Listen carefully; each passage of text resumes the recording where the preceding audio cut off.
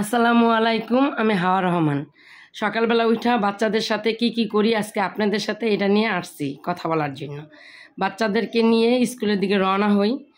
বাচ্চারা স্কুলে যাবে, গাড়ি বের করি গ্যারেজ থেকে বের করার পরে বাচ্চাদেরকে গাড়িতে উঠাই। বাচ্চারা ঠিকঠাক করে বসছে কিনা এটাও একটু খেয়াল রাখতে হয়। কেন রাস্তার পথ মানে দূরের পথ, আইডেলে পড়ে একজন দুজন বিকানেসা পড়ে।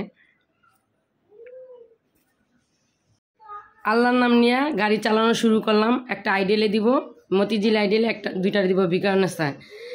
অনেকখানি যাওয়ার পরে আমার মেয়েরা জিজ্ঞেস করলো, মা রেল গেট এত জ্যাম কেন, রেলের গেটে এত জ্যাম থাকে কেন? তখন বললাম যে 4 রাস্তার মোড় তো, তাই অনেক জ্যাম থাকে, এখন ফাঁকা আছে, আগে যেতে হবে।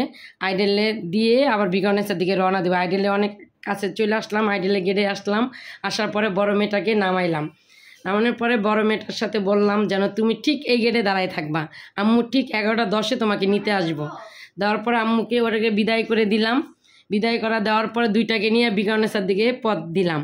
বিকানেসার যেতে বিকানেসার মেয়েরা আমাকে জিজ্ঞেস করতেছে, আম্মু তুমি কখন আসবা বা কে আসবে নিতে? তখন বললাম যে না, আমি নিতে আসবো। তা সারাদিন একটা মা কি কাজ করে আজকে আপনাদের সাথে এটাই শেয়ার করলাম।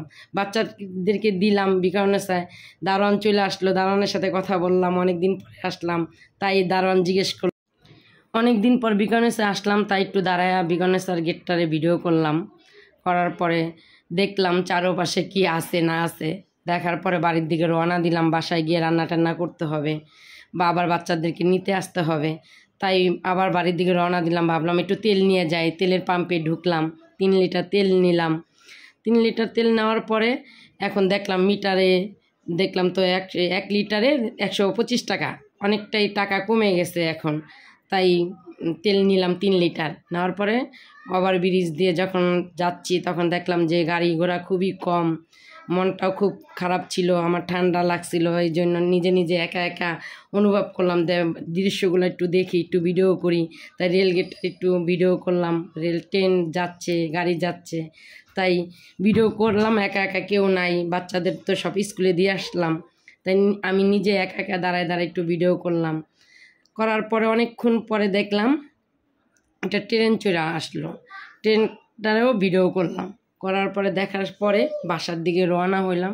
বাসায় যাব, আবার বাচ্চাদেরকে আইডেলে নিতে হবে 11টা বাজে, আর বিকানেসারটা নিতে হবে 1টা বাজে। এই জন্য তাড়াতাড়ি করে বাসায় চলে গেলাম। দুপুরে রান্না টান্না করতে হবে। করার পরে আবার তো কাজকাম অনেক থাকে মেয়েদের। আজকের জীবন কাহিনী কি করি আপনারা শুধু আমার ভিডিওই দেখেন, আমি কি করি এগুলো তো দেখেন না, তার জন্য আজকে এগুলা বলা। আসসালামু আলাইকুম, সবাই ভালো থাকবেন, আমার জন্য দোয়া করবেন।